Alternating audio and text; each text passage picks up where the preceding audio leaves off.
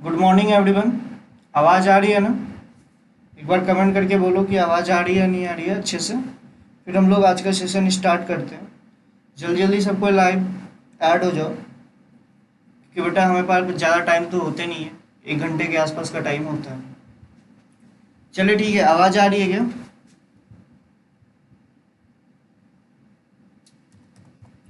आवाज़ आ रही है क्या? आवाज़। Good morning. कितने लोग हैं? राहुल, ऋषभ। ओके चलिए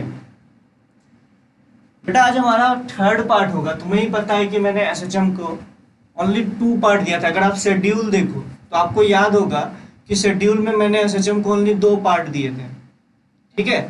लेकिन तुम्हें भी पता है कि एसएचएम का थर्ड पार्ट हो रहा है। मुझे लगता है 5-6 तक जाएगा।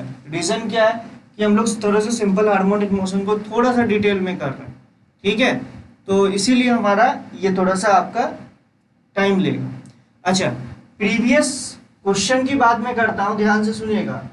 पिछले वाले में जो एक क्वेश्चन था, ध्यान से सुनना। एक क्वेश्चन क्या था, अगर आपको याद होगा, हिंट मैं आपको देता हूँ। देखो, जब भी आपको फेजर में काम करना हो तो सबसे पहले आप क्या कर लिया करो। जब भी आपको फेजर से कुछ समझना हो, सबसे पहले तो ये डायग्राम बना लिया करो।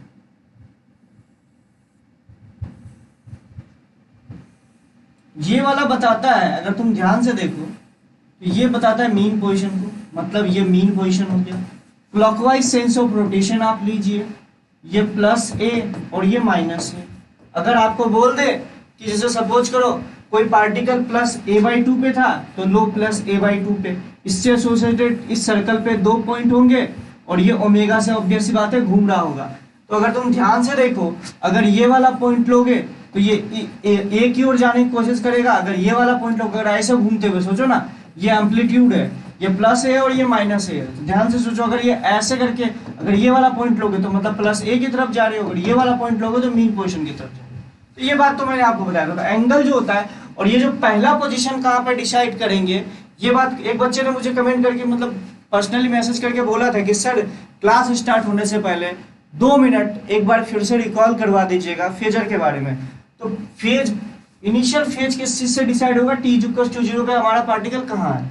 अगर क्वेश्चन में नहीं दे रखा है तो ये आपकी मर्जी कि आप t=0 कहाँ मानते हो, इट्स अपॉन यू। समझ रहे हो मेरी बात को? जैसे जहां तक बात करो कि कहने में क्वेश्चंस की बात होगी, इसमें आपका क्या बोलते हो डीपीपी में जो क्वेश्चंस होगा, तो कई सारे में मैंने आपको ग्राफ पूछ रखा है। ध्यान से सुनना, कई सारे में ग्राफ पूछ रखा है। तो ग्राफ पूछ रखा है तो भाई कोई दिक्कत वाली काम नहीं की है, मुझे लगता है। अच्छा एक बात बताओ, जितने भी लोग हो यहाँ पे, कितना परसेंट क्वेश्चन आपको काइनेटिक्स ऑफ एसएचएम में बन गया आपसे, और एनर्जी वाला भी पार्ट मैंने करवा दिया। तो आपको नहीं लगता है कि क्या वो वाला पार्ट आपसे बना है? मतलब मिनिमम आपसे 95% क्वेश्चंस बनने चाहिए थे बेटा, 95% क्वेश्चन आपसे बनने चाहिए थे। अगर आपसे नहीं बन रहा है तो इसका सिंपल सा बात है कि कहीं ना कहीं या तो मेरे पढ़ाने में कुछ गड़बड़ी रही है या आपको समझ में थोड़ा कम आया। तो पहले मैं ये जानना चाहता हूँ तुमसे कितने परसेंट क्वेश्चन बने, क्योंकि बेटा सिंपल सी बात है, और at the end of the day हम तो यही चीज मैटर करेगा ना कि आपसे बन कितने रहे, कितना परसेंट क्वेश्चन आपसे बना है। या कुछ गधेरे ऐसे भी हैं कि क्वेश्चन ही ट्राई नहीं किए, डीपीपी तो सर ऐसे ही दिखाने के लिए दिए हैं, हीरोगिरी करने के लिए। तो ऐसी बात नहीं। ये बताइए कितने परसेंट क्वेश्चन आपसे डीपीपी में बने हैं। वो 2 टॉपिक्स के याद कीजिए, एसएचएम का जो डीपीपी मैंने भेजा था उसमें 2 टॉपिक्स होंगे, काइनेटिक्स ऑफ एसएचएम और उसके जस्ट नीचे work power energy, sorry energy से रिलेटेड। कितने हुए?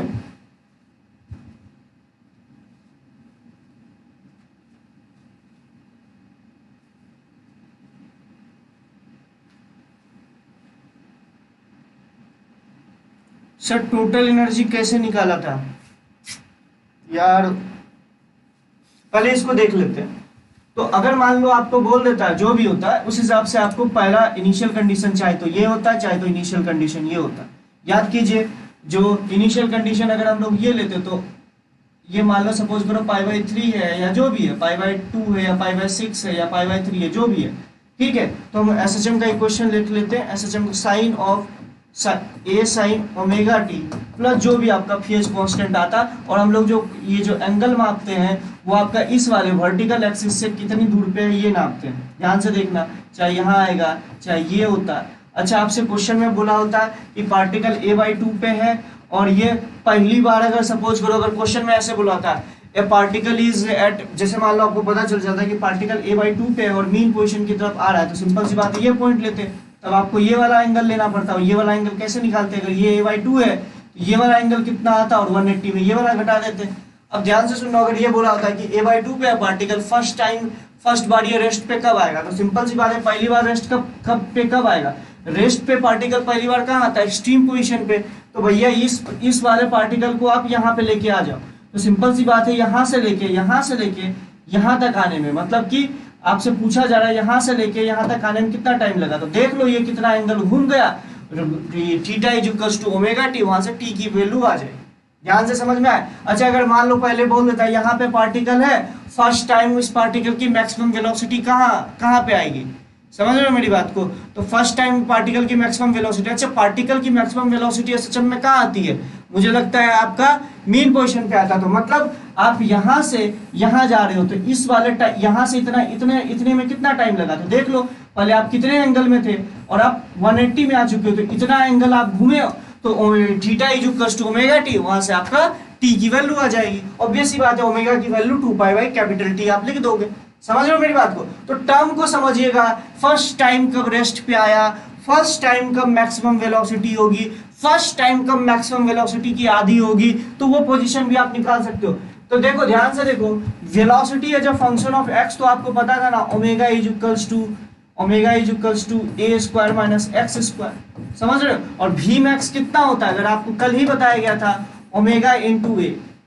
फर्स्ट टाइम मैक्सिमम एक्सीलरेशन कब होगी, तो फर्स्ट टाइम मैक्सिमम एक्सीलरेशन कहाँ होता है, एक्सट्रीम पोजीशन पे।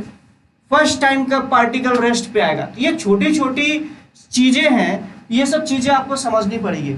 दूसरी बात, मैंने बोला था कि दो एसएचएम हो रहा है, सपोज करो दोनों का एम्पलीट्यूड ए दिया होता है, या हो सकता था दोनों का एम्पलीट्यूड ए ना देके एक का एम्पलीट्यूड 2a दे देता, एक का एम्पलीट्यूड ए दे देता, तो उस केस में कैसा फेजर डायग्राम बनेगा, एक ऐसा बनेगा और एक ऐसा बनेगा। ध्यान से देखो, और इस केस में क्या होगा, अगर तुम ध्यान से देखो कि अगर दोनों को मिलना है, सिंपल सी बात है दोनों इस तरीके से एसएचएम कर रहे हैं, समझ रहे हो मेरी बात को, तो दोनों का जब जिस पॉइंट पे दोनों मिलेगा उस पॉइंट पे दोनों का एक्स कोऑर्डिनेट सेम होगा ना, इसलिए मैंने बोला था कि जब भी दोनों को मिलाना है तो सिंपल सी बात है एक्स कोऑर्डिनेट को सेम कर दीजिएगा, मतलब कि दोनों एक ही एक्स पे लाई करेगा। तो सिंपल सी बात है, मान लो कि सपोज करो कि एक वाला पार्टिकल इनिशियली यहाँ पे था और दूसरा वाला यहाँ था, सॉरी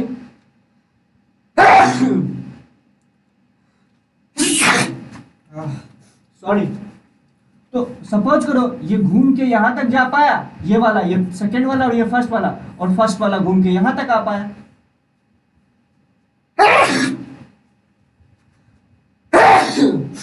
पता नहीं क्या हुआ, 1 मिनट, सॉरी, सुबह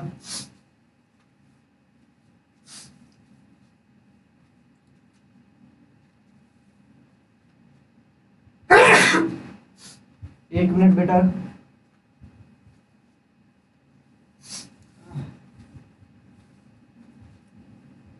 हाँ बेटा, ये मेंस वाला है, मेंस में एसएचएम चल रहा था, एडवांस में आप लोगों को याद होगा कि सरफेस टेंशन चलने वाला था, ठीक है। चलिए, तो मैंने ये बोला था कि आप दोनों एक्स पोजीशन को सेम करा दिए, क्योंकि भैया मिलना है तभी तो, सिंपल सी बात है कि दोनों का एक्स सेम होगा तभी तो मिल पाएगा। और ध्यान से देखो, अगर आप ये बोलो किसी एक पोजीशन के लिए, अच्छा ये मैं कैसे डिसाइड करता हूं कि कहां पे मिलेगा, जैसे सपोज करो एग्जांपल के लिए मैं बोल रहा हूं, एक पार्टिकल यहां पे था, एक एसएचएम में एक का इनिशियली t इक्वल्स टू 0 पे ये यहां पे था, और दूसरा वाला t इक्वल्स टू 0 पे यहां पे था। सपोज करो ऐसे करके था, ये a/2 पे था, ये मान लो सपोज करो ये a/2 पे था, ये √3a/2 पे था, ठीक है। और ऑब्वियस ही बात है हम लोगों ने ऐसा मान रखा, और आपको बोल देता है कि ये दोनों दोबारा कब मिलेंगे, तो लॉजिकली सोचो, ये इधर आएगा और ये इधर आएगा, तो लॉजिकली देखो कि ये वाला किस तरफ आएगा, ये घूम के कहीं ना कहीं यहाँ तक आया होगा और ये वाला घूम के इससे आगे ऊपर निकल गया होगा, यहाँ आ गया होगा। अच्छा देखो, दोनों अगर ओमेगा से घूम रहा है तो मतलब सिंपल सी बात है, दोनों के बीच का फेज कांस्टेंट जो है, यानी दोनों के बीच का जो एंगल है वो हमेशा सेम रहेगा, एंगल हमेशा सेम रहेगा। अगर इन दोनों के बीच का एंगल अभी अगर थीटा है तो बाद में भी इन दोनों के बीच का एंगल थीटा ही रहेगा। ये मानते हो कि नहीं मानते हो? सिंपल सी बात है। तो सिंपल सी बात है कि अगर ये दोनों एक ही लाइन पे आ जाएंगे तभी मिलेंगे। तो ये सिंपल सी बात है, अगर ये वाला रेडियस है और ये वाला भी रेडियस है तो ऊपर वाला θ/2 होगा और नीचे वाला θ/2 होगा। अब देख लीजिए कहाँ से कहाँ तक पहुंचे। आप इस पॉइंट से इस पॉइंट पहुंच रहे हो तो देख लीजिए कितना एंगल घूम गए। समझ रहे हो मेरी बात को? अगर आप इस पॉइंट से इस पॉइंट पहुंच गए हो तो देख लीजिए आप कितना एंगल घूम जाए। इसको 180 मत बोलिए। उसी तरीके से आप अगर इस पॉइंट से इस पॉइंट की ओर पहुंचे हो, जिसको मैं रेड से दिखा रहा हूँ, इस पॉइंट से इस पॉइंट की ओर पहुंचे हो तो सिंपल सी बात है उतना ही एंगल आप लोगों ने घुमा होगा। समझ रहे हो मेरी बात को? उतना ही एंगल घुमा होगा। तो इस हिसाब से आपको रिलेशन निकालना पड़ेगा। ठीक है, चलिए ये सब सारी चीजें तो मैंने आपको बता दिया कब दोनों चीजें मिलोगे, कब दोनों सबसे ज्यादा दूर रहे होंगे। उसका बस एक ही तरीका होता है कि आप क्या कर दिया कीजिए कि दोनों का वाई कोऑर्डिनेट को सेम कर दिया कीजिए। क्यों दोनों का वाई कोऑर्डिनेट? अगर आपको डबल ब्लॉक सिस्टम याद होगा तो दोनों सबसे ज्यादा दूर कब होते हैं? जब दोनों की वेलोसिटी अलोंग द लाइन होती है तभी दोनों एक दूसरे से सबसे ज्यादा दूर होते हैं। तो लॉजिकल बात है, जब दोनों का वाई कोऑर्डिनेट सेम होगा इसका मतलब है दोनों की वेलोसिटी सेम होगी। वेलोसिटी क्या होता है भैया? वेलोसिटी होता है omega of A square minus X square. अगर दोनों मीन पोजीशन से सेम डिस्टेंस पे होंगे तो सिंपल सी बात है दोनों की वेलोसिटी सेम होगी, मैग्नीट्यूड एंड अपोजिट होगी। तो सिंपल सी बात है, अगर इसके हिसाब से देखा जाए, अगर मान लो आप किसी वाले केस में अगर इस तरीके से करते हो तो इसका मतलब है इसकी वेलोसिटी जो होगी वो किस तरफ होगी? अगर तुम देखो इस तरफ होगी। और इसकी वेलोसिटी किस तरफ होगी? अगर तुम लॉजिकली देखो तो इसकी वेलोसिटी इस तरफ होगी। और दोनों का मैग्नीट्यूड वेलोसिटी का सेम होगा तो सिंपल सी बात है सबसे ज्यादा सेपरेशन इसी समय रहा होगा। क्यों दो सबसे ज्यादा सेपरेशन रहा होगा? Spring block, two spring block system से अगर आपको याद होगा सेंटर ऑफ मास में, तो दोनों के बीच का मैक्सिमम सेपरेशन कब होता है? जब दोनों की वेलोसिटी एक ही डायरेक्शन पे और सेम मैग्नीट्यूड की, तभी ऐसा होता है। समझ रहे मेरी बात को? तभी ऐसा होता है। यही चीज मैंने आपको एग्जाम्पल के लिए बताया था। तो आई थिंक अब सेकेंड वाला क्वेश्चन भी आपसे हो जाएगा। समझ रहे मेरी बात को? तो उसको ट्राई कीजिएगा बेटा। अगर किसी से ना हो तो मुझे पर्सनली कीजिएगा। सिंपल सी बात है, क्रैश कोर्स कर रहे हैं तो थोड़ा मुझे फास्ट चलना पड़ेगा। चलिए अब जैसे एनर्जी की बात कर रहे हैं तो एनर्जी वाले पार्ट में अगर आपको याद होगा कि हम लोगों ने किसी पोजीशन एक्स के लिए काइनेटिक एनर्जी कितना निकाला था? अगर आपको याद होगा तो काइनेटिक एनर्जी की वैल्यू हम लोगों ने निकाला था half of M into X के जगह भी के जगह पुट कर दिया था omega square A square minus X. याद होगा? ठीक है, हाफ ऑफ, अच्छा ओमेगा को हम लोग क्या पुट कर दे? Under root M by K, तो ये हो गया था half of K A square minus X square. याद होगा? भी की जगह हम लोगों ने omega under root A square minus X square put कर दिया तो ये आ गया।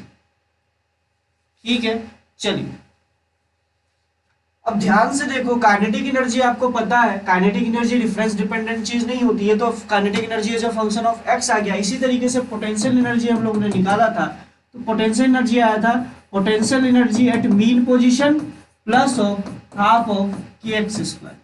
तो मीन पोजीशन पे अगर पोटेंशियल एनर्जी 0 हो तो हाफ के एक्स स्क्वायर हम लोग डायरेक्ट ले सकते हैं। टोटल एनर्जी क्या होगा? इन दोनों का सम।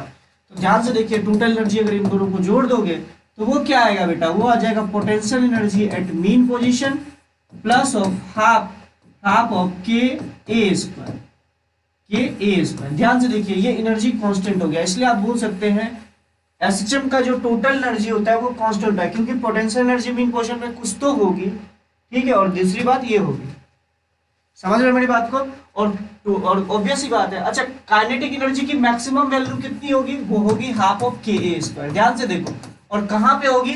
x इज जीरो पे। x इज जीरो पे क्यों होगी? तुम लॉजिकली सोचो, x इज जीरो पे वेलोसिटी मैक्सिमम होती है, मतलब मीन पोजीशन पे वेलोसिटी मैक्सिमम होती है, तो उस समय काइनेटिक एनर्जी सब मैक्सिमम होगा और उस समय पोटेंशियल एनर्जी मिनिमम होगा।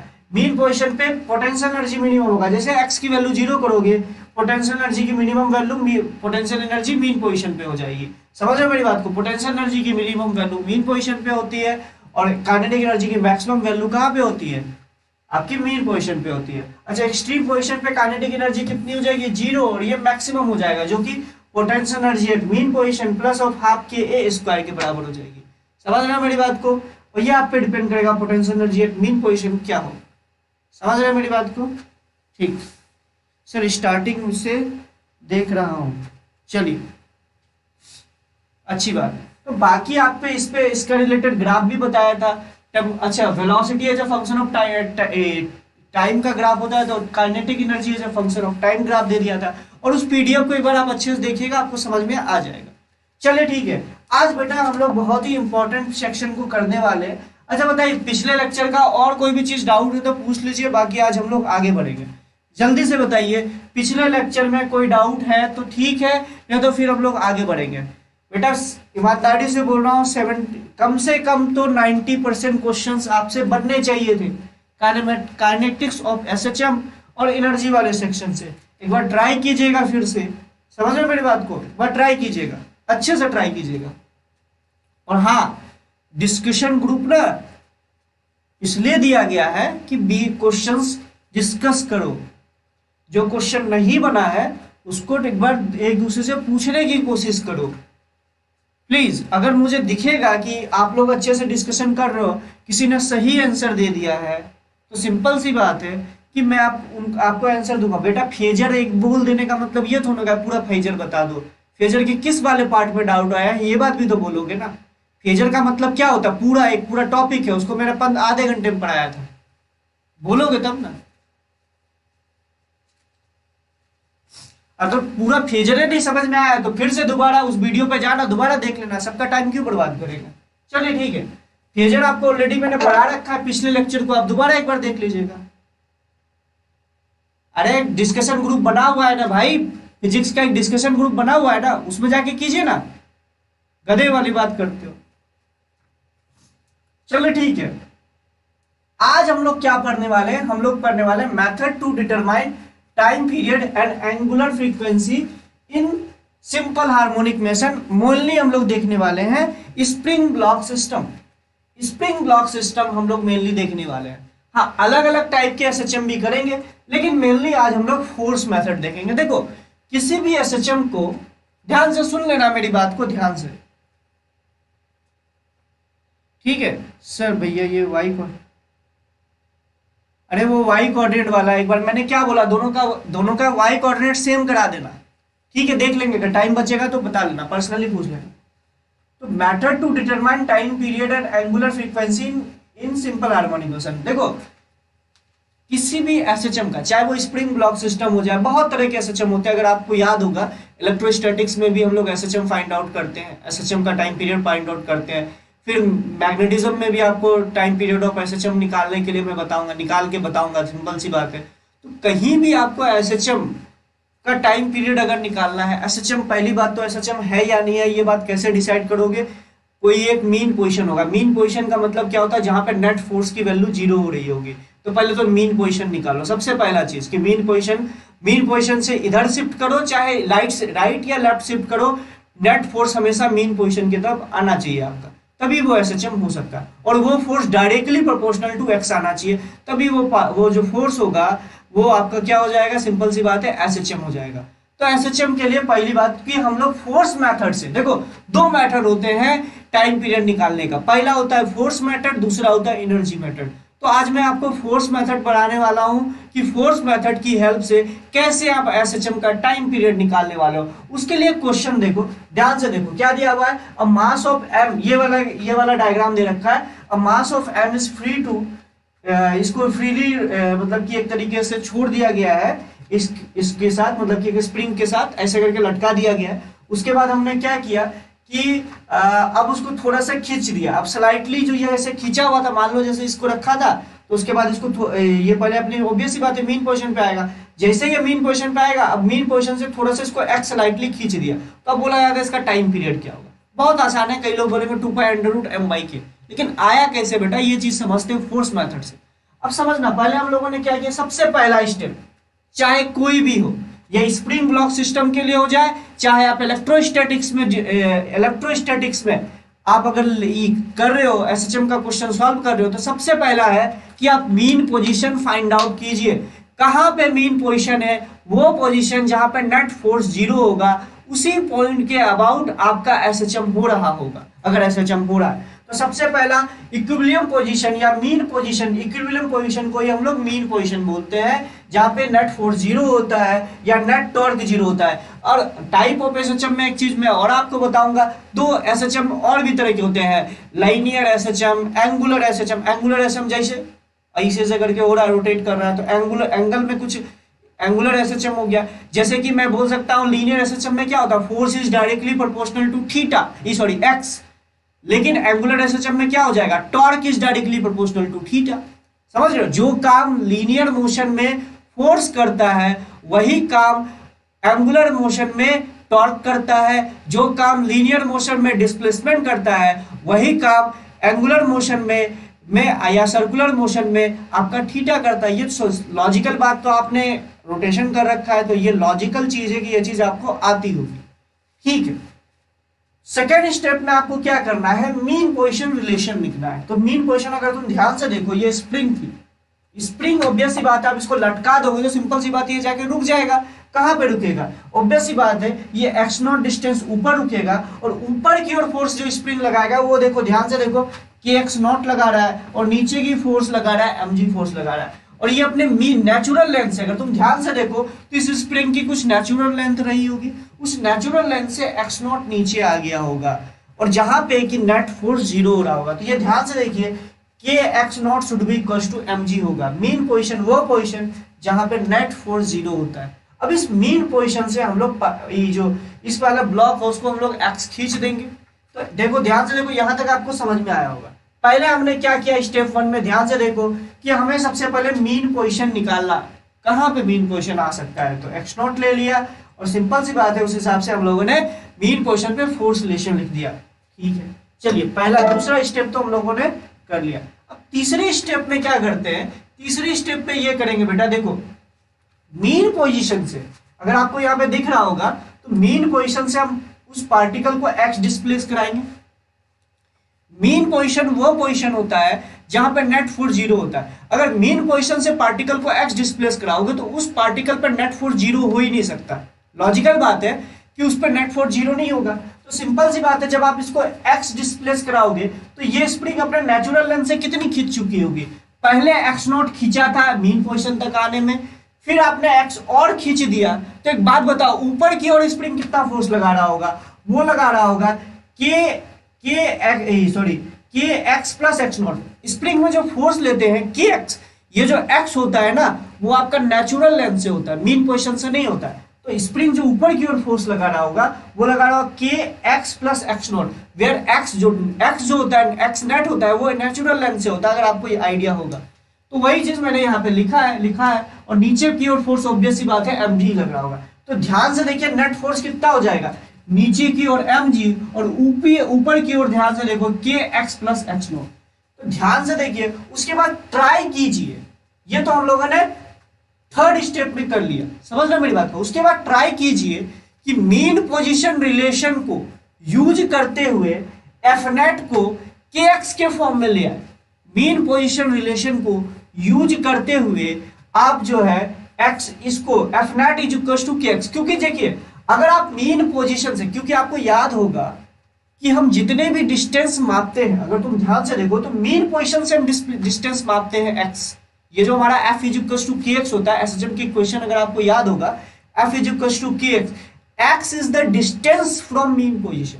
तो ध्यान से देखिए हमने मीन पोजीशन से डिस्टेंस एक्स लिया है, तो वो जो फोर्स होना चाहिए मीन पोजीशन से, जो अगर हम किसी पार्टिकल को डिस्प्लेस कराए तो नेट फोर्स जो होना चाहिए वो directly proportional to this X होना चाहिए, अगर लॉजिकली बोलो तो वही चीज हम करने की इसको कोशिश करेंगे। इस वाले जो फॉर्म है F net is equal to mg minus K of X plus X naught, इसको हम F is equal to minus K X को फॉर्म में रिप्लेस करने की कोशिश करेंगे। वो कैसे आएगा, मीन पोजीशन रिलेशन को यूज कीजिए। तो देखिए एफ नेट की वैल्यू इतनी आई थी, मीन पोजीशन रिलेशन क्या आया था, mg is equal to K x not. तो इसको एक्सपेंड कर दीजिए तो ये आ जाएगा, और मीन पोजीशन रिलेशन mg और के एक्स नॉट कट जाएगा तो एफ नेट की वैल्यू कितनी आ जाएगी, माइनस ऑफ के एक्स। और आपको पता है टाइम पीरियड की वैल्यू होती है 2 pi omega, where omega is what, k/m। और वो ये k क्या होता है, कई लोग कंफ्यूज रहते हैं कि सर k का मतलब तो वही स्प्रिंग कांस्टेंट k दे रखा है तो हो गया। अबे ऐसा जरूरी नहीं है कि एसएचएम का जो k है प्रोपोर्शनैलिटी कांस्टेंट है और स्प्रिंग का k हो वो हमेशा बराबर हो, कोई जरूरी नहीं है। इस केस में आ जा रहा है तो कोई दिक्कत नहीं है। k ऑफ एसएचएम क्या होता है, अगर आप ध्यान से देखो तो k ऑफ एसएचएम क्या होता है, k ऑफ एसएचएम आपका एक्चुअली में जो ये F net is directly proportional to जो x आ रहा है, ये प्रोपोर्शनैलिटी कांस्टेंट होता है k ऑफ एसएचएम। वो स्प्रिंग कांस्टेंट के बराबर हमेशा हो ये जरूरी नहीं है। इस केस में k ऑफ एसएचएम जो है वो k स्प्रिंग कांस्टेंट के बराबर आ जा रहा है। समझ रहे हो मेरी बात को, इसलिए आप 2πm/k ले रहे हो, समझ रहे हो। और टाइम पीरियड ऑफ एसएचएम आपको याद होगा √2π/ओमेगा, और ओमेगा क्या होता है अगर तुम ध्यान से देखो, दिस इज √m/k, और k क्या होता है आप याद करो, k ऑफ एसएचएम असल में ये k ऑफ एसएचएम असल में k F net is directly proportional to जो x आता है उसका जो प्रोपोर्शनलिटी कांस्टेंट होता है वही आता है। सर अबे आप गधे इंसान, बोला हूं पढ़ाऊंगा तो सिंपल सी बात है पढ़ाऊंगा। ये हो गया पूरा का पूरा 5 स्टेप में आपका आंसर। अब एक बात समझना, इसी तरीके से आप कितने भी पार्ट कर लो, चाहे इसको इंक्लाइन प्लेन पे डाल दो चाहे कहीं पे भी डाल दो। एक बात आप देखिएगा हमेशा कि जो कांस्टेंट फोर्स होता है, जो कांस्टेंट फोर्स, अगर आप किसी स्प्रिंग ब्लॉक सिस्टम में कोई कांस्टेंट फोर्स लगाओगे वो टाइम पीरियड में चेंज नहीं लाता है। वो किस चीज में चेंज लाता है ये पता नहीं आज क्या हो रहा है, सुबह सुबह बहुत ज्यादा पता नहीं, लगता है सर्दी अचानक से हो गई। तो कोई भी कांस्टेंट फोर्स होता है स्प्रिंग ब्लॉक सिस्टम में वो कभी भी टाइम पीरियड पे कांस्टेंट फोर्स चेंज नहीं लाता है। पता नहीं क्या हुआ यार, बहुत ज्यादा छींक आ रहा है। कोई भी constant force spring block system में टाइम पीरियड पे चेंज नहीं लाता है, वो ओनली मीन पोजीशन को चेंज कराता है। जैसे mg जो है कांस्टेंट फोर्स है बेटा, ये वेरिएबल फोर्स नहीं है। इसी तरीके से जितने भी कांस्टेंट फोर्स है अगर आप स्प्रिंग ब्लॉक सिस्टम में लगाओगे तो वो टाइम पीरियड पे चेंज नहीं लाएगा। सिंपल सी बात है, टाइम पीरियड पे चेंज नहीं लाएगा। वो ओनली क्या करेगा, वो ओनली आपका एक काम करेगा, मीन पोजीशन को चेंज करेगा। समझो यहाँ पे मीन पोजीशन को इसने असल में कहाँ शिफ्ट कर दिया, x0, और x0 की वैल्यू कितना है वो आप लोगों को पता है, mg/k है। तो कांस्टेंट फोर्सेस हमेशा मीन पोजीशन की पोजीशन को चेंज करता है, समझ रहे हो। अगर आप साथ साथ यहाँ पे F फोर्स भी लगा दिए होते, एग्जाम्पल के लिए मैं बोल रहा हूँ, यहाँ पे आप अगर एक फोर्स F भी लगा दिए होते इनिशियली तो इसका मीन पोजीशन सिर्फ कुछ अलग हो गया होता। मीन पोजीशन फोर्स रिलेशन क्या लिखते हैं, F + mg = kx0। समझ रहे हो मेरी बात को, तो वहां से आपकी x की वैल्यू अलग आ जाती है। साथ साथ सोचो कि अगर स्प्रिंग ब्लॉक सिस्टम है, इसको F से खींच भी दिए, साथ साथ इसका कुछ mg भी है, तो क्या होगा, बहुत से बहुत इसका मीन पोजीशन शिफ्ट हो जाएगा, लेकिन इसका टाइम पीरियड पे कोई चेंज नहीं आएगा। अब अगर तुम ध्यान से देखो तो मीन पोजीशन रिलेशन क्या हो जाता है, F + mg = kx0। फिर आप लिखते हैं F नेट कितना होता, अगर फिर मीन पोजीशन से x डिस्प्लेस कराते तो फिर यही चीज लिखते प्लस F का टर्म आ जाता, फिर मीन पोजीशन रिलेशन कट जाता। सिंपल सी बात, समझ रहे हो मेरी बात को, मीन पोजीशन रिलेशन कटता ही। सर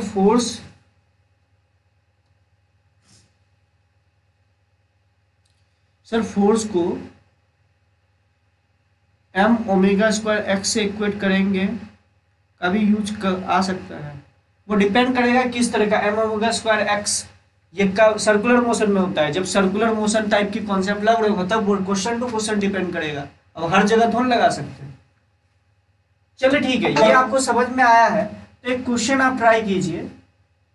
तो ट्रिक, जैसे ट्रिक हो या आप हर जगह सुनते होंगे, वही जो मैंने आपको बोला, time period is independent of constant force in spring block system and constant force shift और changes the mean position, X is measured from the mean position, जो कि मैंने लिखा है। तो अगर तुम ध्यान से देखो इस वाले केस में, जैसे मैंने कुछ केस दिखा है, इस वाले केस में, चाहे इस वाले केस में हो जाए चाहे इस वाले केस में हो जाए, अगर तुम ध्यान से देखो कांस्टेंट फोर्स लग रहा है। इस वाले केस में देखो कांस्टेंट फोर्स F0 लग रहा है, इस वाले केस में constant force mg sin theta लग रहा है। और इस वाले केस में अगर तुम ध्यान से देखो, इस वाले केस में जो कांस्टेंट फोर्स लग रहा है बेटा, वो कांस्टेंट फोर्स कुछ और नहीं, वो आपका दो लग रहा है। एक तो mg लग रहा है और साथ साथ ऊपर में बॉयंसी लग रहा है, rho of water into volume displace into G. तो देखिए दो कांस्टेंट फोर्सेस लग रहा है। इस केस का भी टाइम पीरियड यही आएगा 2 pi under root M by K. सॉल्व करके देख लीजिएगा, पहले इसको मीन पोजीशन रिलेशन लिखिएगा, फिर आप उस मीन पोजीशन से एक्स इसको डिस्प्लेस कराइएगा, F net is equals to directly proportional to K करके देखिएगा, एक्स करके देखिएगा तो आपको पता चलेगा सभी केसेस में टाइम पीरियड आपका 2 pi under root M by K आएगी, क्योंकि ये सारे कांस्टेंट फोर्स टाइम पीरियड में चेंज नहीं ला रहा है, सिर्फ ओनली आपका मीन पोजीशन को शिफ्ट कराएगा। समझ रहे हो मेरी बात को?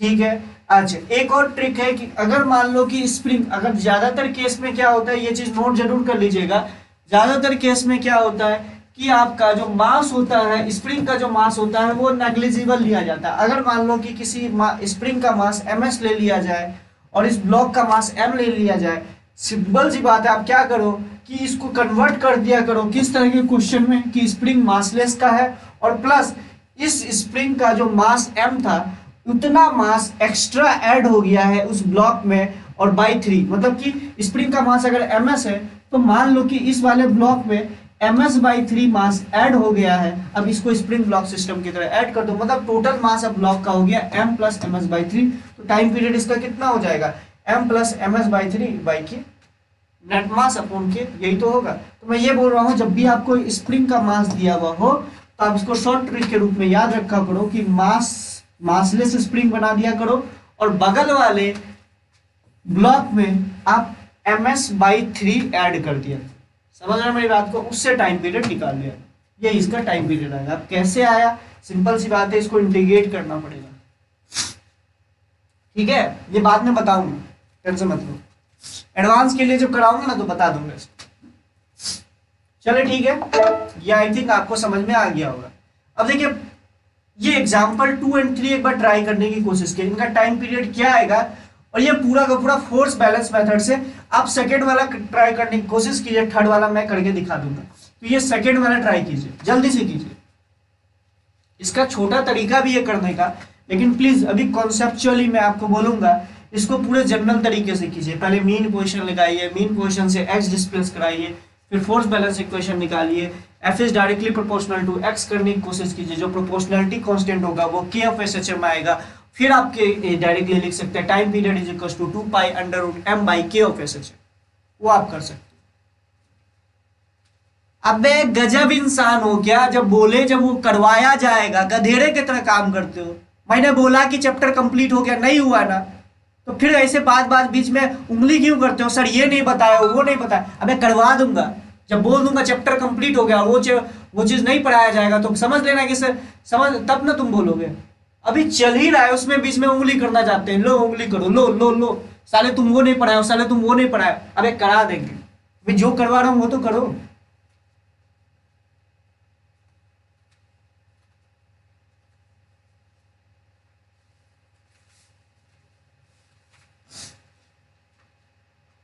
जल्दी कीजिए, ट्राई कीजिए।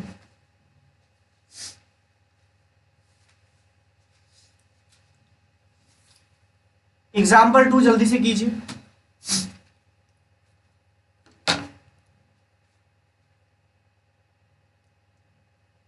बेटा बीच में उंगली मत ना किया कीजिए, क्योंकि मुझे भी पता है कि अभी बहुत सारी चीजें नहीं करवाई है। सिंपल सी बात है, सारे टॉपिक्स आपके कवर होंगे।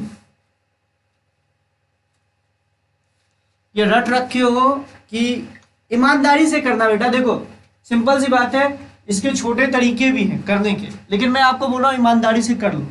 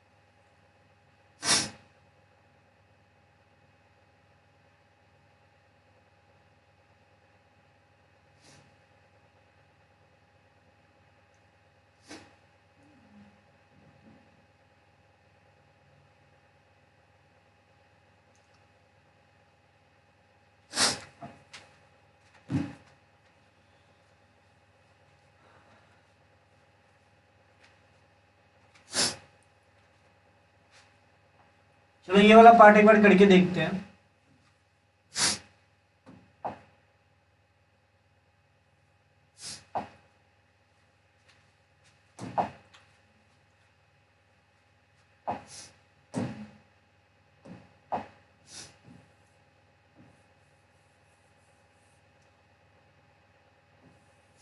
देखो मासलेस पुली के बारे में आप लोगों को पता होगा, मासलेस पुली का क्या मतलब होता है, ठीक है। मान लो ऊपर की ओर टेंशन टी लग रहा है, इधर भी ध्यान से सुनना, अगर तुम पुली के हिसाब से देखो तो पुली के हिसाब से देखो, अगर मैं मानूं ये मीन पोजीशन से, अगर ध्यान से देखना, ये स्प्रिंग अपने नेचुरल लेंथ से x0 नीचे आ चुका है, तो अगर तुम ध्यान से देखो तो ये पुली ऊपर की ओर कितना फोर्स लगा रहा है, इस पुली पे ऊपर की ओर फोर्स लग रहा होगा kx0, और इस पे जो ये रस्सी करंट इधर t फोर्स लग रहा होगा और इधर t फोर्स लग रहा होगा। तो लॉजिकली आप बोल सकते हो kx0 is equals to 2t। ये होगा कि नहीं होगा? मैं क्या बोल रहा हूँ, ये स्प्रिंग अपनी नेचुरल लेंथ से x0 नीचे आ चुका है, या आप ये बोल सकते हो तो ये x0 नीचे आ चुका है। अगर ये x0 नीचे आएगा तो सिंपल सी बात है ये x0/2 नीचे खींचा होगा, ये लॉजिकल बात है। तो मैंने इसी को मान लिया, कोई दिक्कत नहीं, आप इसको भी मान सकते थे, इसको भी मान सकते थे कि मीन पोजीशन पे ये ऑब्जेक्ट जो है x0 नीचे आया। अगर ये ऑब्जेक्ट x0 नीचे आएगा तो सिंपल सी बात है स्प्रिंग कितना खींचेगा, कंस्ट्रेंट मोशन से सिंपल सी बात है स्प्रिंग आपका x0/2 खींचेगा। अब ये मैं आपको नहीं बताऊंगा कि ये कैसे आया, इतना तो आपको पता होना चाहिए कंस्ट्रेंट मोशन से, ठीक है। इतनी चीजें भी आपको नहीं पता रहेगी तो बेटा सिंपल सी बात है कि आपको दिक्कतें तो आएंगी, ठीक है। पहला तो हमने मीन पोजीशन से रिलेशन लिख लिया। अच्छा टेंशन क्या होगा, अगर तुम ध्यान से देखो मीन पोजीशन पे नेट फोर्स 0 होता है, तो अगर इस ब्लॉक पे भी देखो तो टेंशन ऊपर की ओर लग रहा है, नीचे mg लग रहा है, तो मतलब टेंशन की वैल्यू हो जाएगी mg के बराबर। तो मीन पोजीशन फोर्स रिलेशन हमारे पास दो चीज आई, पहला पुली मासलेस है तो सिंपल सी बात है ऊपर जितना फोर्स होगा नीचे उतना ही फोर्स होगा, ये लॉजिकल बात मैं बोल रहा हूँ, आपको पता होगा कि पुली अगर मासलेस है तो सिंपल सी बात है, अगर मासलेस है तो सिंपल सी बात है इसका एक्सेलरेशन जो भी मान लो तो इस पे net force is equals to net upward forces should be equals to net downward forces होगा, पुली अगर मासलेस है। पुली अगर मासलेस नहीं होता तो सिंपल सी बात हम ये चीज नहीं लिख सकते थे, ये आप लोगों को आइडिया होगा, ठीक है। अब हमें क्या बोला जा रहा है, ध्यान से सुनिएगा, मीन पोजीशन रिलेशन तो हम लोगों ने लिख लिया, ये पूरा का पूरा मीन पोजीशन रिलेशन हम लोगों ने लिख लिया। अब हम लोग मीन पोजीशन से जो ऑब्जेक्ट है उसको हम लोग एक्स डिस्प्लेस कराएंगे, तो ध्यान से देखो क्या कर सकते हैं।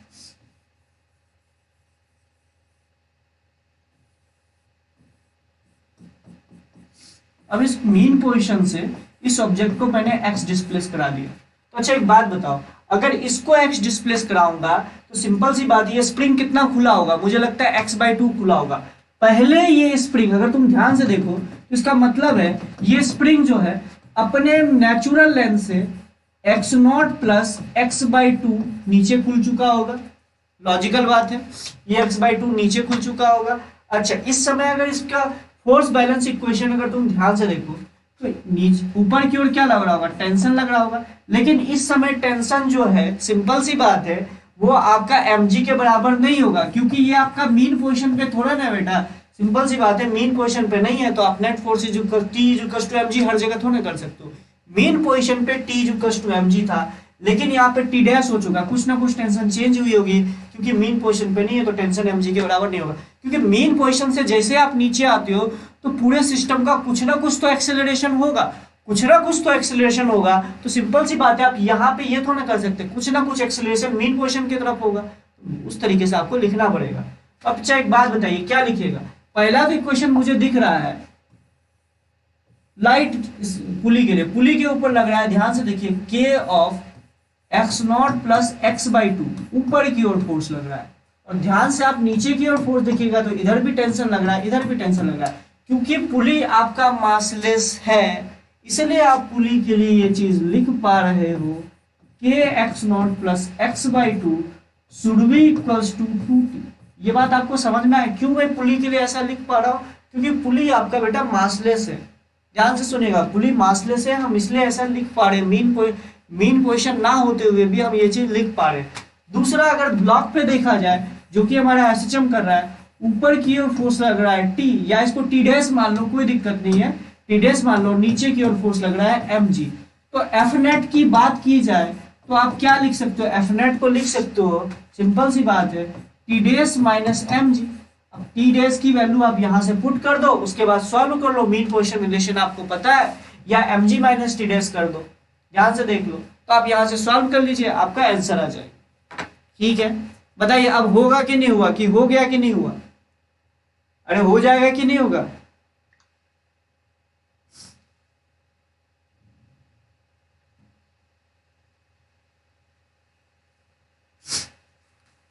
अब आई थिंक हो जाना चाहिए। एम जी माइनस टी डेस कर दो, क्यों एम जी माइनस, तभी आपका माइनस आ पाएगा, समझ रहे हो? एम जी माइनस टी डेस कर दो तब आपका सही रहेगा। एम जी माइनस टी डेस कर दो, क्यों? तब आपको माइनस दिखेगा। करके देख लीजिए, तब आपको फोर्स माइनस में दिखेगा। बेटा ये मैं नहीं बता सकता ये कैसे आया, ये आप कंस्ट्रेंट मोशन की चीज है। अगर मैं हर चीज यहाँ पे आपको बताऊंगा तो सिंपल सी बात है, मैं कभी ये चैप्टर कंप्लीट ही नहीं कर पाऊंगा। ये सुनो, लॉजिकली बता रहा हूं, ध्यान से सुन लेना। अगर तुम इसको x पीछे खींच रहे हो तो ये x/2 खुला होगा, अगर तुम ध्यान से देखो तो ये क्या होगा, ऐसे करके स्प्रिंग के हिसाब से सोचना, कंस्टेंट मोशन के हिसाब से ऊपर वाली चीज जो है x/2 नीचे आई होगी। अगर तुम ध्यान से देखो, ये वाले यहाँ पे था, ये वाली स्प्रिंग का ये यहाँ पे था, अगर तुम ध्यान से देखो इसको x नीचे आना है, अगर x इसको x इस पर x ये वाली रस्सी को खुलना है, तो मुझे लग रहा है इधर से x/2 खुला होगा और इधर से x/2 खुला होगा, तभी ये x रस्सी नीचे आई होगी। तो सिंपल सी बात है, इसका जो सेंटर है वो x/2 नीचे आएगा। अगर इसका इस वाली पुली का सेंटर x/2 नीचे आएगा तो स्प्रिंग में भी एक्सपेंशन x/2 हुआ होगा कंस्ट्रेंट मोशन से। आई थिंक अब हो गया होगा। अरे मीन पोजीशन रिलेशन हम लोगों ने निकाल रखा है ना, गधेरे हो क्या? इसको यूज कीजिए, kx0 is equal to 2t और t is equal to mg है, तो इन दोनों का यूज करते हुए इसमें यूज कीजिए तो आपका आंसर दिख जाएगा। तो यहां से आपका आ जाएगा, जब उन दोनों को यूज कीजिएगा तो F net is equal to minus of k/4 into X, ये आएगा। तो यहाँ पे एसएचएम का k क्या है, k ऑफ एसएचएम जो है वो k/4 है। ध्यान से देखिए, एसएचएम का जो k है वो k/4 है। ये मैंने mg माइनस टी डेस इसलिए लिया क्योंकि आपको माइनस दिखे, नहीं तो कई गधेरे रोना चालू कर देते हैं कि माइनस नहीं आया, माइनस नहीं आया, एसएचएम कैसे हो गया एसएचएम। अब मैं आपको यही बोलूंगा कि टी डेस माइनस mg भी ले लिए होते तो कोई दिक्कत नहीं होती, लेकिन आपको ये बात लॉजिकली समझ में आना चाहिए कि फोर्स मीन पोजीशन की तरफ आ रहा है कि नहीं आ रहा है। ठीक है,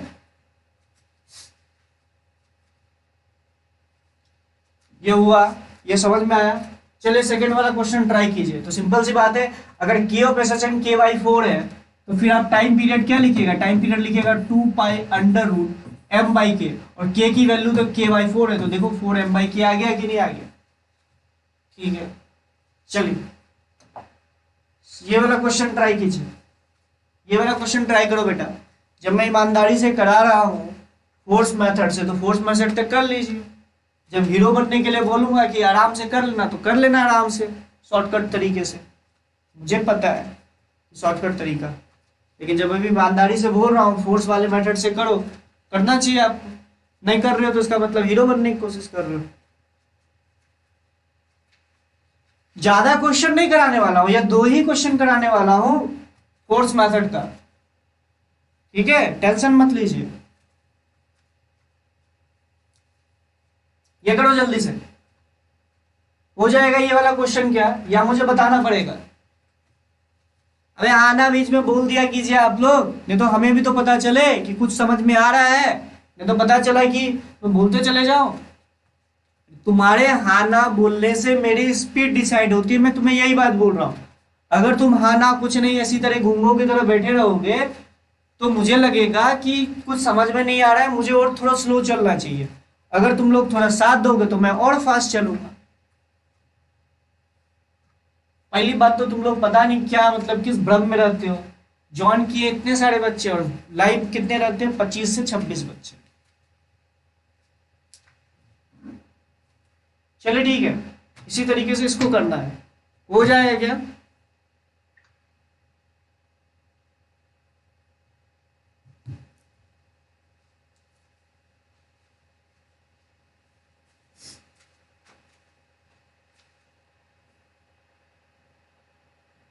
ठीक है, ये वाला ट्राई कीजिए।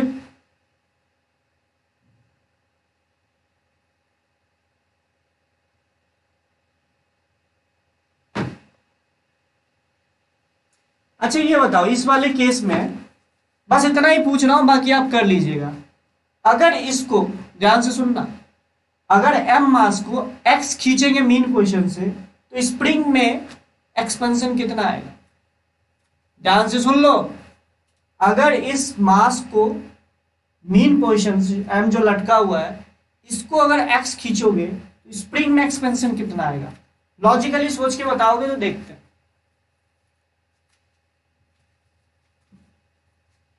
कितना आएगा? अगर इस m मास को x नीचे खींचोगे तो ये स्प्रिंग कितना खींच जाएगा? बस सिंपल सा क्वेश्चन, कंस्ट्रेंट मोशन के हिसाब से 2x। अब 2x ही तो खींचेगा गधेरे। इसको अगर x खींचोगे तो इधर से x खुला होगा और इधर से x खुला होगा, और वो x खुला कहाँ होगा? ऑब्वियस सी बात है, रस्सी तो खुल नहीं सकता, सिंपल सी बात है, स्प्रिंग 2x खींच गया होगा। बे भाई कौन x बोल रहा है? 2x कंस्ट्रेंट मोशन 2x खींचेगा, बाकी सारा चीज हो जाएगा। मान लीजिएगा कि मीन पोजीशन पे ये x नॉट खींच गया, मीन पोजीशन रिलेशन लिख लीजिएगा। इधर का टेंशन t, थोड़ा बहुत आइडिया बस दे रहा हूं, बाकी करना तुम ही कोई बेटा। ध्यान से देखो, इधर टेंशन t मान लेना,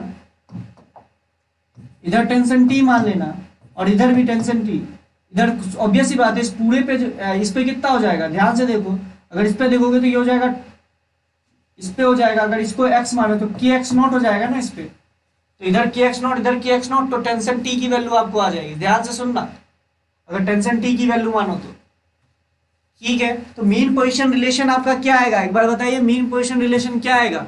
मीन पोजीशन रिलेशन क्या आएगा आपका? मीन पोजीशन रिलेशन क्या आएगा? सोच के बताइए।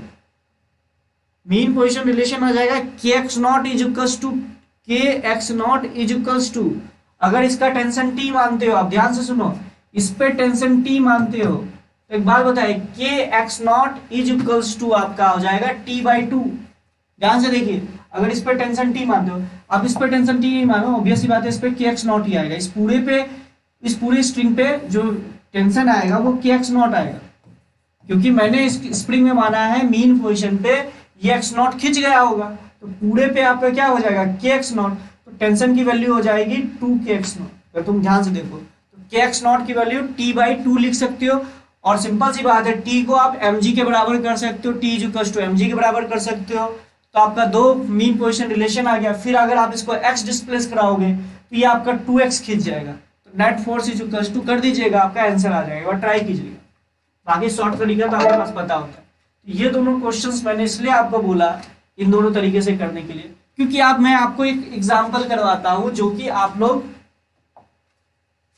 इलेक्ट्रोस्टैटिक्स में करते हो। अगर ध्यान से देखो, इलेक्ट्रोस्टैटिक्स में क्या करते हो, मान लो जैसे सपोज करो मैं आपको एक क्वेश्चन देता हूं, ध्यान से सुनना। इलेक्ट्रोस्टैटिक्स में ये क्वेश्चन होता है, कहने के लिए तो ये इलेक्ट्रोस्टैटिक्स का है, लेकिन एक्चुअली में तो ये है तो एसएचएम का। बेटा जैसे मान लो यहाँ प्लस क्यू चार्ज है, यहाँ पे प्लस क्यू चार्ज है, प्लस क्यू चार्ज है, सपोज करो यहाँ पे प्लस क्यू चार्ज या प्लस 4 क्यू चार्ज, कुछ भी होता है। ध्यान से सुनना।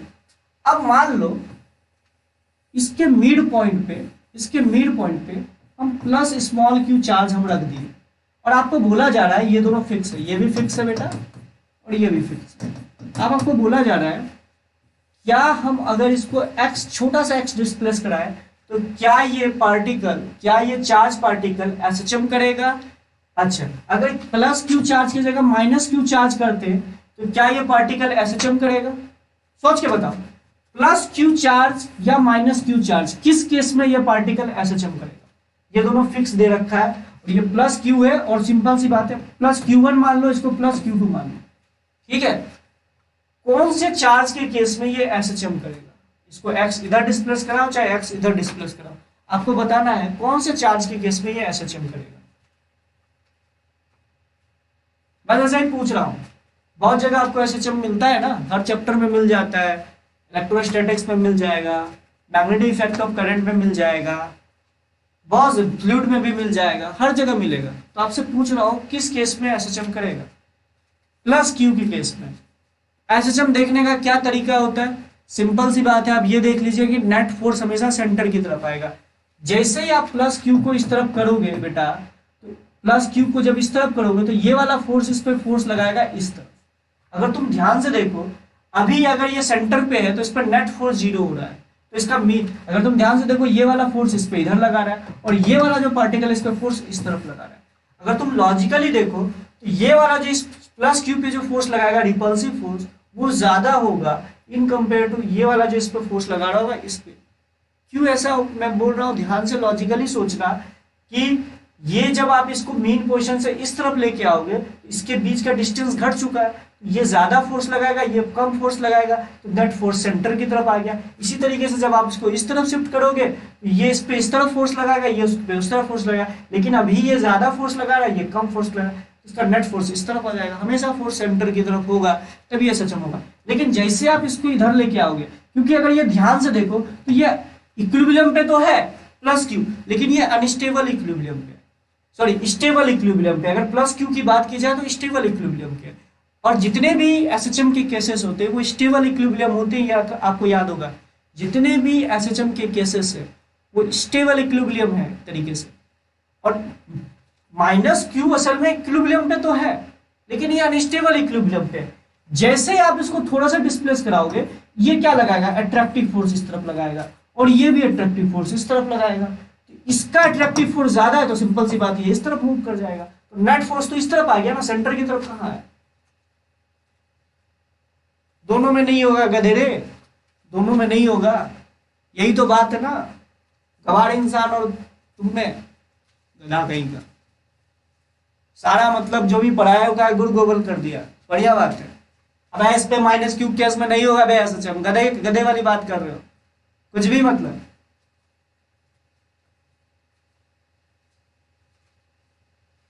ठीक है, अब इस पे देखो, इसको थोड़ा सा डिस्प्लेस कराओगे भाई, इस पे ये अट्रैक्ट करेगा। इलेक्ट्रोस्टैटिक की तरह भी भूल चुके हो क्या, अट्रैक्शन फोर्सेस लगता है plus Q minus Q charge पे, तो नेट फोर्स सेंटर की तरफ नहीं आ रहा है, मीन पोजीशन की तरफ नहीं आ रहा है, तो कैसे ऐसा सचम हो जाएगा। सिंपल सी बात है, सचम यही तो बताया था, नेट फोर्स हमेशा सेंटर की तरफ आना चाहिए। ये तो पहले चेक करोगे ना गधेरे, तो वही चीज मैं चेक कर रहा हूं ना कि सिस्टम करेगा कि नहीं करेगा। हाँ, प्लस क्यू को ऊपर नीचे खींचूंगा, ऐसे मैंने ऐसे करवाया है क्या, ज्यादा दिमाग लगा लेते हो। मैं इसको ऐसे डिस्प्लेस कराया तो नहीं होगा। हाँ, ऐसे ऐसे कराओगे उसका केस अलग है, वो अलग बात है। अच्छा, तो इस केस में आप लोग क्या करते हैं, सिंपल सी बात है, पहले मीन पोजीशन रिलेशन लिखते हो, पहले मीन पोजीशन रिलेशन लिखते हो। अगर आपको याद ध्यान से देखो तो इस केस में भी यही करते हो, मीन पोजीशन रिलेशन। ध्यान से देखो, पहले ये अगर मीन पोजीशन पे है तो इस पे, ये इस पे जितना फोर्स लगा रहा है, ये इस पे जितना फोर्स लगा रहा है। फिर जैसे ही आप इसको एक्स डिस्प्लेस कराते हो, जैसे मैं यहाँ पे दिखाता हूँ, अब जैसे इस चार्ज को एक्स डिस्प्लेस कराते हो तो ध्यान से देखना, अगर तुम ध्यान से देखना, अच्छा इसको L1 मान लो और इसको L2 मान लो, या प्लस क्यू मान लो और L/2 मान लो। ध्यान से देखो, थोड़ा सा आसान हो जाएगा, प्लस क्यू मान लो, थोड़ा सा आसान हो जाएगा। इसको सॉल्व कीजिएगा तो इसको ध्यान से देखो, मीन पोजीशन रिलेशन क्या था, अगर तुम ध्यान से देखो तो के क्यू बाई, इसको अच्छा सॉरी आर मान लो तो ज्यादा अच्छा होगा। ये इधर से भी आर है, ये इधर से भी आर है, ये इधर से भी आर है, बस कैलकुलेशन आसान करने के लिए मैं कर रहा हूं, ठीक है। R square should be equals to उधर का फोर्स, और उधर का फोर्स भी यही होगा, लॉजिकल बात है। अगर दोनों का फोर्स बराबर, अगर आर भी सेम ले रहे हो, यहाँ का भी चार्जेस भी सेम रहे, तो सिंपल सी बात है, कोई मीन पोजीशन रिलेशन लिखने की कोई मतलब ही नहीं बात होगी। अगर आपने इसको x डिस्प्लेस कराया तो ये डिस्टेंस हो चुका है r माइनस एक्स, और ये हो चुका है r प्लस एक्स। तो इस वाले पे नेट फोर्स कितना लगेगा, इस पे जो नेट फोर्स लगेगा, एफ नेट की वैल्यू कितनी आएगी, ध्यान से देखो, एफ नेट की वैल्यू आ जाएगी, इस पे जो फोर्स लगेगा वो इस डायरेक्शन पे लगेगा, और उसकी वैल्यू हो जाएगी, ध्यान से देखो, K Q into Q upon R minus X का स्क्वायर माइनस ऑफ, ये हो जाएगा K Q into Q upon R plus X का स्क्वायर। अब देखो, बाइनोमियल अप्रोक्सीमेशन लगाइए और इसको सॉल्व कर लीजिए तो डायरेक्टली प्रोपोर्शनल टू एक्स आ जाएगा। बाइनोमियल अप्रोक्सीमेशन लगाइए और इस क्वेश्चन को सॉल्व कीजिए। अरे अभी मैंने आर मान लिया, क्यू मान लिया, इसलिए आपको मीन पोजीशन रिलेशन में ज्यादा कुछ दिख नहीं रहा है। लेकिन लॉजिकली देखना, अगर ये R1 दिया रहा था, ये R2 दिया रहा था, ये Q1 दिया रहा था, ये Q2 दिया रहा था, तो सिंपल सी बात है आपको मीन पोजीशन रिलेशन कुछ दिखता। ठीक है, उसके बाद आप इसको बाइनोमियल अप्रोक्सीमेशन लगाइएगा, आपको सिंपल सी बात है कुछ दिखेगा। उसके बाद F naught is directly proportional to इस एक्स के आ जाएगा, और जो प्रोपोर्शनैलिटी कांस्टेंट होगा वही तो के होगा। और डायरेक्टली टाइम पीरियड आप क्या लिख दीजिएगा, इसका टाइम पीरियड हो जाएगा 2 पाई अंडर रूट जो भी इस ऑब्जेक्ट का मास होगा m बाई इसका k of S H M. और k of S H M क्या होता है, F naught is directly proportional to x, और वो जो प्रोपोर्शनलिटी कांस्टेंट पूरा का पूरा आता है वही होता है। तो ये क्वेश्चन आप ट्राई करते हैं आई थिंक। अब अगर इसी चार्ज पार्टिकल को परपेंडिकुलर अगर हम लोग कर देते तो प्लस क्यू चार्ज में आपका एस एच एम नहीं आता, लेकिन नेगेटिव चार्ज में एस एच एम आ गया होता है। कैसे, अगर मान लो यहाँ पे प्लस क्यू चार्ज है और यहाँ पे प्लस Q2 चार्ज है, अगर इसके सेंटर पे, अगर ध्यान से देखो इसके सेंटर पे अगर तुम प्लस क्यू चार्ज रखते हो और इसको x डिस्प्लेस कराते हो, इस पे फोर्स इस तरफ और इस पे फोर्स इस तरफ, तो ध्यान से देखो नेट फोर्स ऊपर की ओर लग जाएगा, तो कभी एस एच एम करेगा नहीं, ये भाग जाएगा। अगर ये प्लस क्यू चार्ज रखते, ध्यान से देखो माइनस क्यू चार्ज रखते हो, तो इस पे फोर्स इस तरफ, इस पे फोर्स इस तरफ, नेट फोर्स इस तरफ। अगर फिर इसी माइनस क्यू चार्ज को इधर डिस्प्लेस कराया तो इस पे फोर्स इस तरफ, इस पे फोर्स इस तरफ, नेट फोर्स इस तरफ। तो हमेशा इस सेंटर की ओर फोर्स लगता है, इसलिए आपका ये इस डायरेक्शन पे एसएचएम कर सकता है, लेकिन पॉजिटिव चार्ज इस डायरेक्शन पे एसएचएम नहीं करता है। समझ रहे हो? तो बाकी तो पूरा का पूरा इक्वेशन ही सॉल्व करना है, मीन पोजीशन रिलेशन लिखना है, ये इस पे कितना फोर्स लगाया शुड बी इक्वल्स टू ये इतना फोर्स, वो मीन पोजीशन रिलेशन हो गया। फिर आप x डिस्प्लेस कराइए, मीन पोजीशन रिलेशन को करके उसको सबट्रैक्ट करने की कोशिश कीजिए, बाइनोमियल अप्रोक्सीमेशन लगाइए। ये x जो है असल में जो आप डिस्प्लेस करते हो ये इसके कंपेयर में तो बहुत ज्यादा छोटा है ना, ये भी चाहिए, ये चीज भी अप्रोक्सीमेशन यूज कीजिएगा तो आपका आंसर आ जाता है। मैं इसलिए नहीं करा रहा हूँ क्योंकि ऑलरेडी आपको आई थिंक जहां तक मुझे लगता है कि इलेक्ट्रोस्टैटिक्स में कराया गया होगा। जब इलेक्ट्रोस्टैटिक्स में कराया ही जा रहा है तो मैं क्यों कराऊं, बस आपको तरीका बता रहा हूँ कि कहाँ का आप लोगों ने यूज किया था। चलिए ठीक है, अब नेक्स्ट क्वेश्चन क्या है, ये वाला क्वेश्चन नंबर 4 ट्राई करो एक बार। जो एग्जाम्पल क्वेश्चन नंबर 4 है वो ट्राई करो। जहां दिक्कत आए नेगेटिव चार्ज का रिजल्टेंट्स,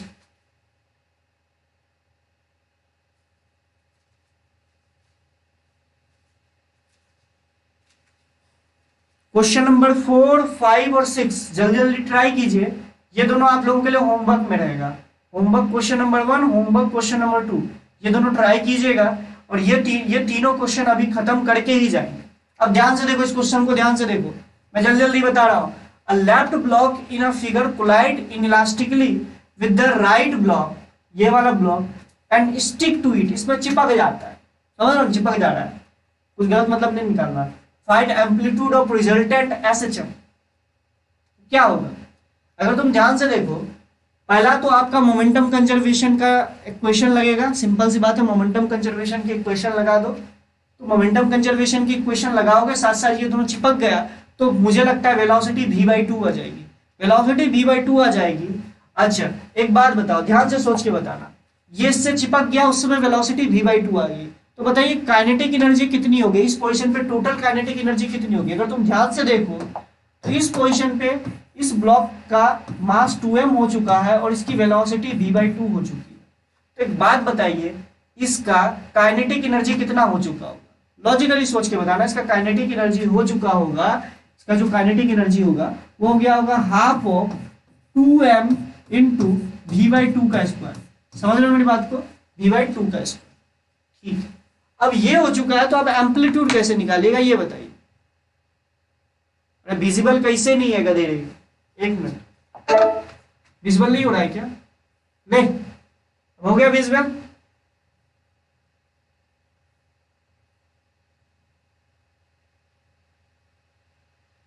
विजिबल है?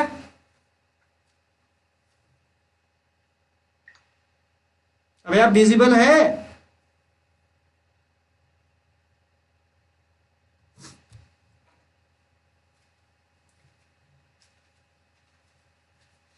कर लो।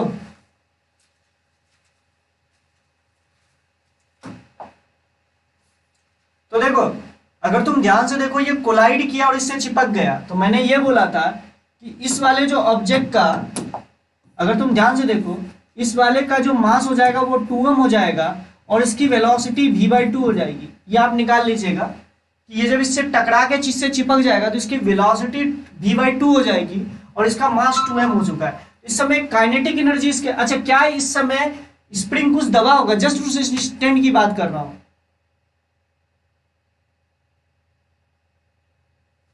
अरे भाई यार,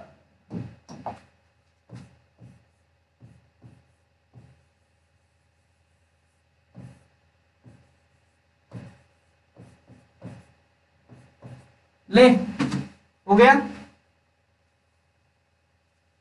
ठीक। ये आपका फिगर दे रखा है। अब मेरी बात समझिएगा, ये m मास जो बगल वाला है ये इससे टकराया, इससे चिपक के रह गया, तो सिंपल सी बात है इसकी वेलोसिटी v/2 हो गई होगी। मोमेंटम कंजर्वेशन से सब कुछ निकाल के देखिएगा।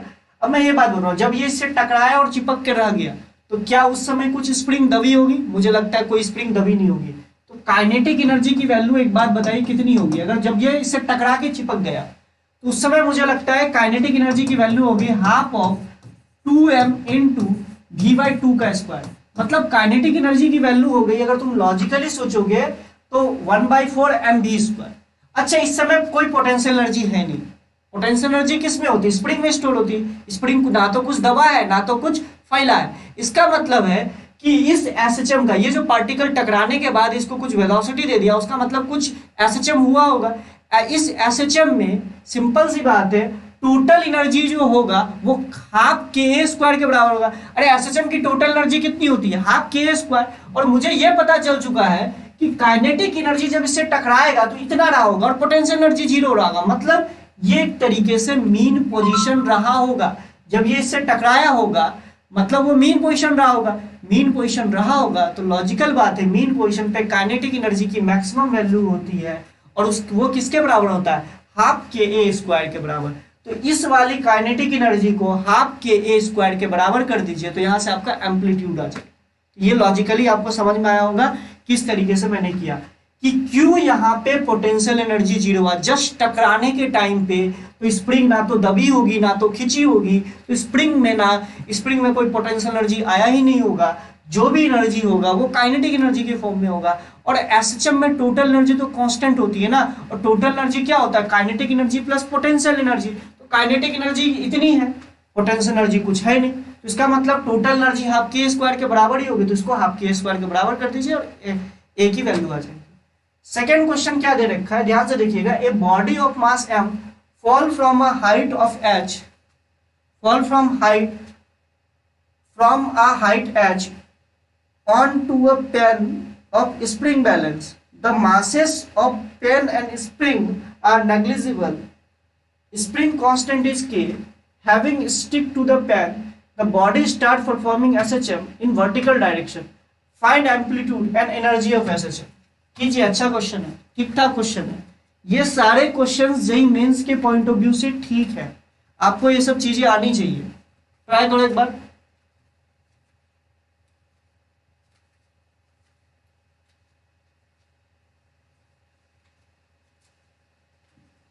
अबे फोर्थ और फिफ्थ सिक्स वाले क्वेश्चन में कोई कोई फिगर नहीं है। क्वेश्चन पढ़ के उसका फिगर खुद से बनाओ। फिफ्थ और सिक्स वाले में कोई फिगर नहीं है। इसका आंसर मैं भले ही दे रखा हूं लेकिन ऐसा नहीं कि आंसर देख लियो तो मतलब कि हो गया क्वेश्चन सॉल्व। नहीं, वो सॉल्व करो उसको, गधेड़ेबंदी मत करना। फिफ्थ और सिक्स कंप्लीट होगा तभी छोड़ूंगा क्लास, और उसके बाद पहले 2 होमवर्क दे रखा हूं।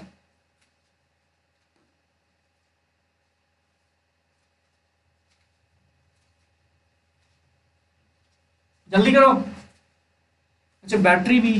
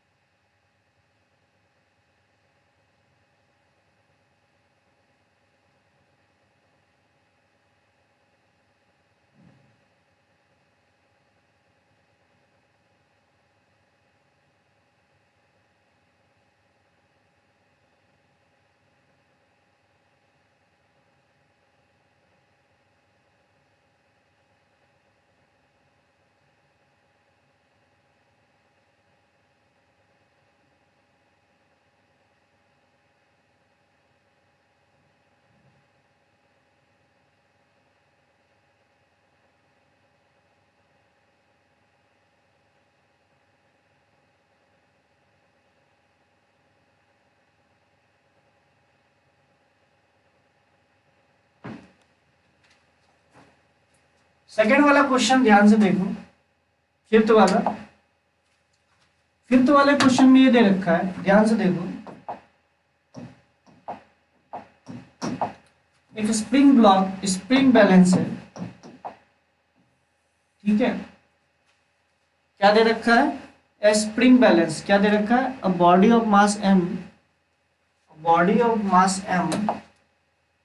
falling from a height to the plane of spring balance, ठीक है, एक स्प्रिंग बैलेंस है, उसके पेन इसी तरीके से होता होगा, ध्यान से सुनो, इस पे आके टकराया और ये इससे चिपक के रह गया, तो सिंपल सी बात है, मैं मान लेता हूँ कि x डिस्टेंस नीचे आ चुका होगा, और जब ये आया तो सिंपल सी बात है ये h हाइट कवर किया होगा, ठीक है, इसका मास m है और ये इससे h हाइट कवर किया होगा, इसका मास और इसका मास आपको नेग्लिजिबल मानना है, और ये इससे चिपक के रह गया। तो एक बात बताइए, जब ये इससे टकराया और सिंपल सी बात ये x डिस्टेंस नीचे आया, तो मुझे लगता है इसकी जो वेलोसिटी इस समय रही होगी √2gh रही होगी। अगर लॉजिकली देखो, इसकी वेलोसिटी, अगर ये h हाइट नीचे आया तो इसकी वेलोसिटी √2gh रही होगी, और वो चीज आपको दे भी रखा है, h के फॉर्म में आपको दे भी रखा है, h हाइट नीचे आया हुआ क्वेश्चन में, आई थिंक आपको दे रखा होगा कि falling from h height to the plane of spring balance, ठीक है।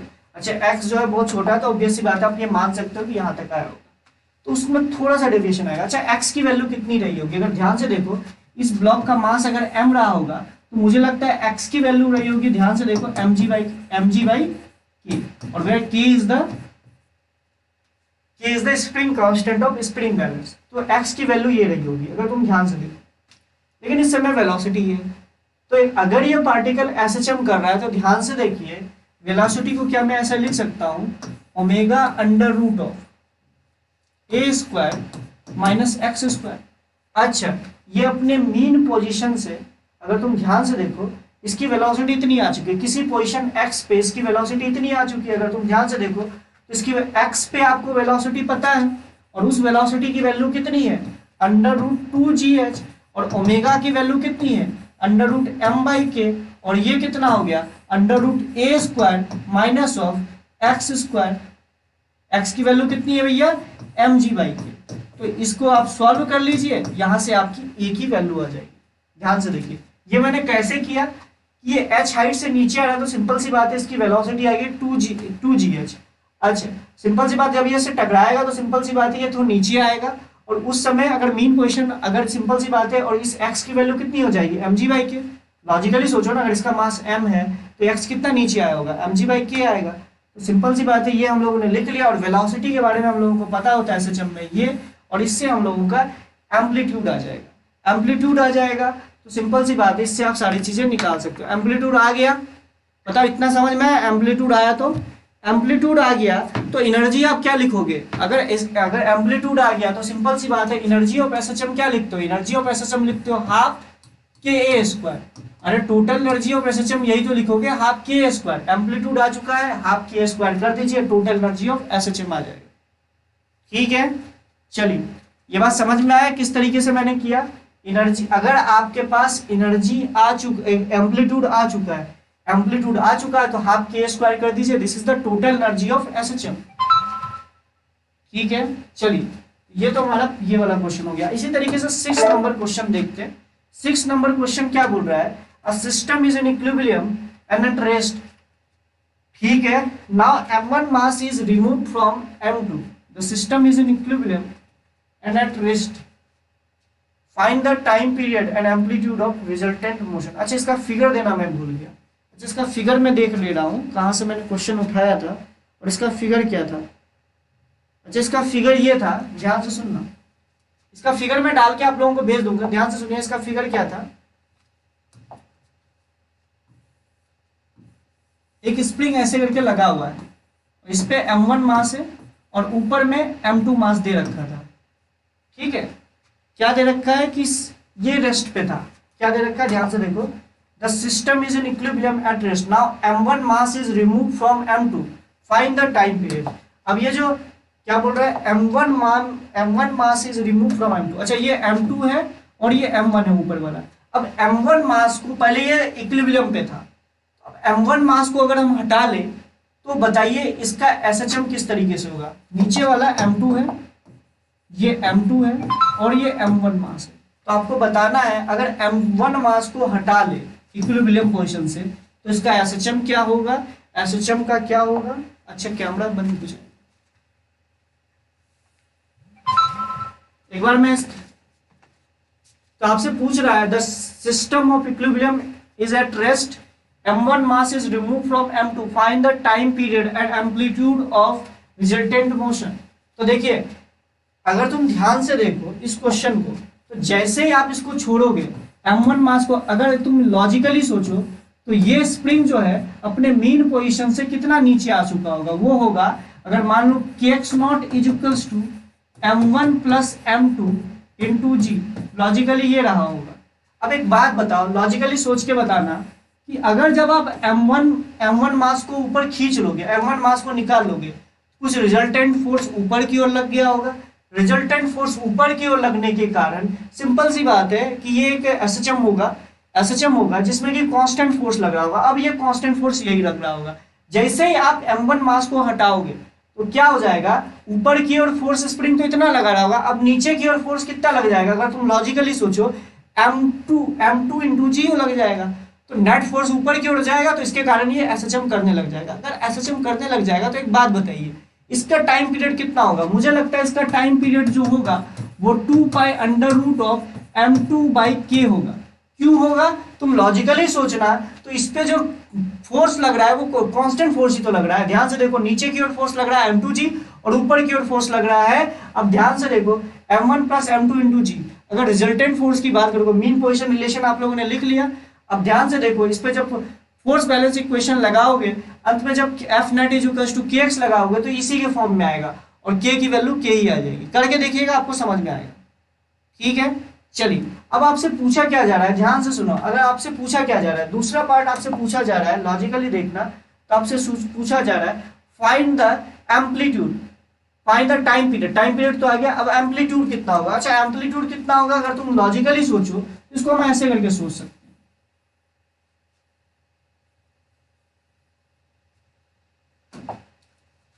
ये अपनी नेचुरल लेंथ से, अगर तुम इस वाले केस की बात करो तो ये अपनी नेचुरल लेंथ से M1 प्लस M2/G नीचे आया होगा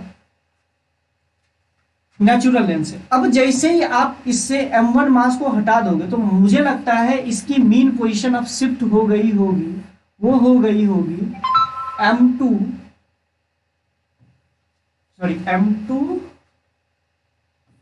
M1 प्लस M2G/K होगी, सॉरी M1 प्लस M2G/K।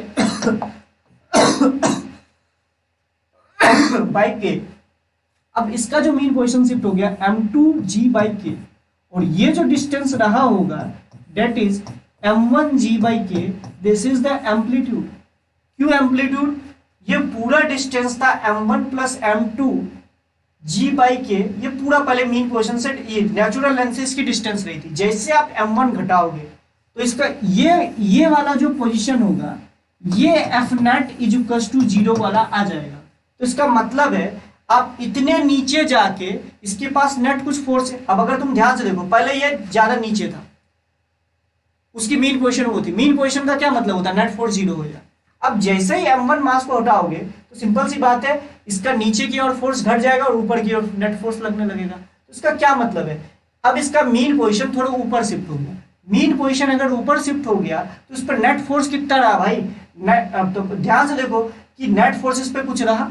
अब ये ऐसा तो नहीं होगा इससे नीचे जाएगा, मतलब ये वो पोजीशन है जहां तक कोई पार्टिकल जा सकता है। मतलब ये एसएचएम में वो पोजीशन हो गई जहां तक कोई भी पार्टिकल जा सकता है, यानी ये एक्सट्रीम पोजीशन होगी। तो मीन पोजीशन से एक्सट्रीम पोजीशन के बीच की डिस्टेंस ही तो एम्पलीट्यूड कहलाती है। तो ये वाली डिस्टेंस कितनी हो जाएगी, M1G/K। इसीलिए मैंने डायरेक्टली ऐसे बोल दिया। इस वाले केस में यही होगा, पहले आप ऑब्जेक्ट दोनों ऑब्जेक्ट को रखे थे तो मीन पोजीशन कुछ नीचे था। अब जैसे एक ऑब्जेक्ट को हटा दोगे तो उसका मीन पोजीशन ऊपर की ओर शिफ्ट हो जाएगा। मीन पोजीशन वो पोजीशन होती है जहां पे नेट फोर्स 0 होता है। ठीक है, चलिए तो इस वाले केस के हिसाब से कीजिएगा तो आपका आंसर आ जाएगा। बाकी के जो 2 क्वेश्चन है ध्यान से देखिएगा, बाकी के जो 2 क्वेश्चन है आ गया भाई, ये 2 क्वेश्चन है, ये दोनों को एक बार ट्राई करके आइएगा। ठीक है, बाकी अभी आपको सेंड कर देता हूं मैं ग्रुप में, और उन दोनों को एक बार ट्राई कीजिएगा, आपसे हो जाना चाहिए। ठीक है, ये दोनों एक बार क्वेश्चन ट्राई कीजिएगा, ये आप लोगों का होमवर्क है। हाँ, पिछले क्वेश्चन को भी एक बार ट्राई कर लीजिएगा, जो मैंने 3-4 क्वेश्चन आपको बताए हैं, एक बार उसको ट्राई कीजिएगा। मैं मीन पोजीशन के हिसाब से देख लिया, मीन पोजीशन पहले नीचे शिफ्ट थी, अब जैसे M1 मास को हटाओगे तो ऊपर शिफ्ट हो जाएगा। मीन पोजीशन वो पोजीशन होती है जहां पर नेट फोर्स 0 होता है। तो सिंपल सी बात है, कोई भी ऑब्जेक्ट मीन पोजीशन से एक मैक्सिमम लिमिट तक ही आ सकता है। जिस पोजीशन पे आपने उस ऑब्जेक्ट को हटाया है उससे नीचे थोड़ा जाएगा ऑब्जेक्ट, लॉजिकली सोचना, उससे नीचे और नहीं जाएगा, क्योंकि नीचे जाने के लिए नीचे वाला फोर्स ज्यादा होना चाहिए ना। तो उस पोजीशन पे ऊपर पे नेट फोर्स लग रहा है, मतलब जिस पोजीशन से आपने उसको हटाया है वो उसकी स्ट्रीम पोजीशन हो जाएगी। ठीक है, चलिए ठीक है, आज यहीं तक रखते हैं। नेक्स्ट लेक्चर में हम लोग इसके आगे करेंगे। ये दोनों क्वेश्चंस में थोड़ा सा आप लोगों को नेक्स्ट लेक्चर में हिंट दूंगा। अगर नेक्स्ट लेक्चर में कोई डाउट आता है, अगर कोई डाउट है आज के लेक्चर में, तो नेक्स्ट लेक्चर में मुझसे पूछ लीजिएगा। मैं इसलिए बोल रहा हूँ कि शुरुआत के 5 से 6 मिनट जो होंगे उसी में पूछ लीजिएगा, आपके लिए बेनिफिशियल रहेगा। चलिए, thank you. Sir Devraj sir हमको ग्रुप से रिमूव कर दिए हैं, डाउट ग्रुप से कुछ बदमाशी की होगी बेटा, इसलिए रिमूव कर दिया है। ठीक है, कुछ बदमाशी की होगी इसलिए रिमूव किया है, नहीं तो ऐसे कोई क्यों करेगा तुमको। चलिए बेटा, ठीक है, थैंक यू, कल मिलते हैं। और हाँ, ये PDF अभी मैं भेज देता हूँ, बस थोड़ा सा एडिट करना पड़ेगा उसका फिगर डाल के। चलिए, थैंक यू।